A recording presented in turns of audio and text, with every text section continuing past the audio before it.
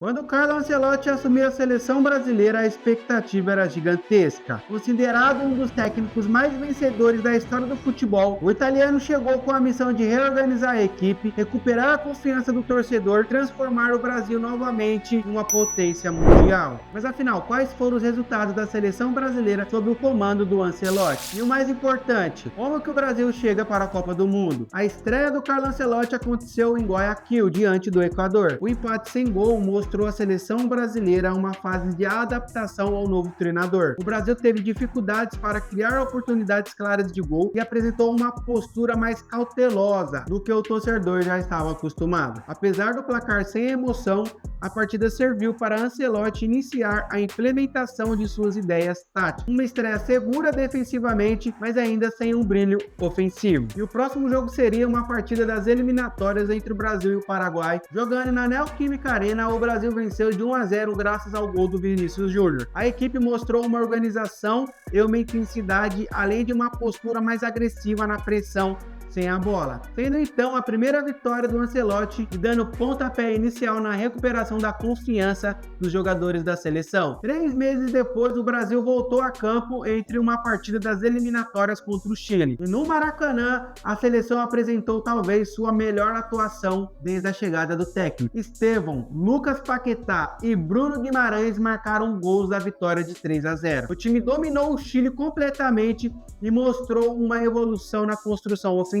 Primeiro grande sinal de que o trabalho do Ancelotti estava apenas começando. 5 dias depois, dessa vez na atitude contra a Bolívia, onde o Brasil encontrou muitas dificuldades. E a Bolívia aproveitou então o fator físico e venceu de 1-0 a seleção brasileira. Mesmo com a derrota, o jogo teve pouco impacto na classificação para o Mundial. Derrota explicável pelas condições extremas, mas que mostrou limitações da equipe fora de casa. Um mês depois, o Brasil entrou em campo contra a Coreia do Sul. O Brasil atropelou a Coreia do Sul por 5-0. Estevão marcou 2 vezes, Rodrigo fez 2 gols e o Vini Júnior completou a goleada. Melhor atuação ofensiva da era Ancelotti até o momento. E aqui já começa todo mundo a ficar iludidaço com o Ancelotti no comando da seleção brasileira. Só que 4 dias depois, no próximo amistoso da seleção, já vem um banho de realidade. O Brasil enfrenta o Japão. E mesmo abrindo a vantagem, o Brasil sofreu uma virada e perdeu de 3-2. Paulo Henrique e Gabriel Martinelli marcaram os gols brasileiros. Uma partida aqui que expôs bastante falha defensiva e falta de concentração em momentos decisivos. E aqui já começou a teoria da conspiração que o Japão vai ser campeão dessa Copa do Mundo de 2026. Um mês depois, o Brasil veio enfrentar o Senegal. Em uma partida amistosa contra um adversário físico e competitivo, a seleção brasileira respondeu bem. Estevão e Casemiro garantiram a vitória de 2-0. O sistema defensivo funcionou muito bem e culminou no resultado importante contra uma seleção tradicional e complicada. 3 dias depois, o Brasil veio enfrentar a Tunísia. A seleção ficou apenas no empate. Estevão marcou novamente e confirmou sua ascensão como uma das grandes revelações do ciclo. Uma atuação em grupo abaixo do esperado, mas útil para ampliar as observações do elenco. E aqui mostrou muito que o Estevão estava pronto para essa Copa do Mundo. O Estevão estava voando no Chelsea, estava jogando muito bem na seleção, mas essa lesão dele acabou com tudo. E agora chegou os Jogos do Brasil esse ano de 2026, já começando contra a França. E aqui o Brasil enfrentou um dos favoritos, para ganhar essa Copa do Mundo. E a França venceu por 2-1.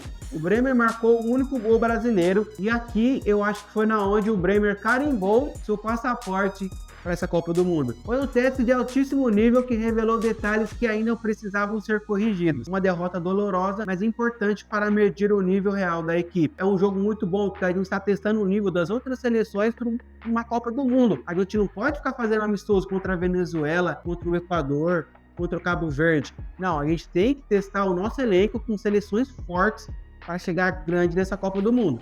5 dias depois, o Brasil veio enfrentar a Croácia, um dos jogos mais legais que eu assisti, particularmente desse elenco do Brasil com o Ancelotti. O Brasil venceu por 3-1 com gols do Danilo Santos, Igor Thiago e o Gabriel Martinelli. Talvez a vitória mais simbólica da era Ancelotti. Nesse jogo aqui quero dar um comentário o Endrick. Ele chegou no jogo mordendo, foi pra cima, conseguiu o pênalti e o Igor Thiago converteu e deu assistência o Gabriel Martinelli. Então o Endrick teve uma importância muito grande nesse jogo e nessa vitória aqui do Brasil contra a Croácia. E agora os últimos 2 jogos da seleção brasileira antes do início para a Copa do Mundo, o Brasil enfrentou o Panamá, que simplesmente tomou 6 gols da seleção brasileira. E o mais legal desse placar elástico é que foram todos os jogadores convocados já para a Copa do Mundo. Foi o último jogo da seleção brasileira aqui no Brasil e um placar de simplesmente 6-2. Um jogo muito bom, um placar elástico para já deixar a confiança do elenco todo lá em cima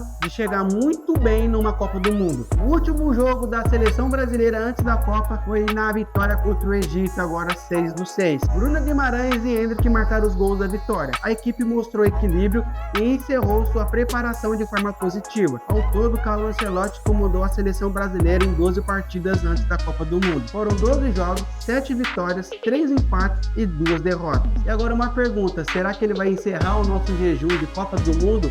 Ou a gente vai ficar para 2030? Se inscreve, deixa o like e comenta aqui o que você acha do nosso italiano no comando da seleção brasileira.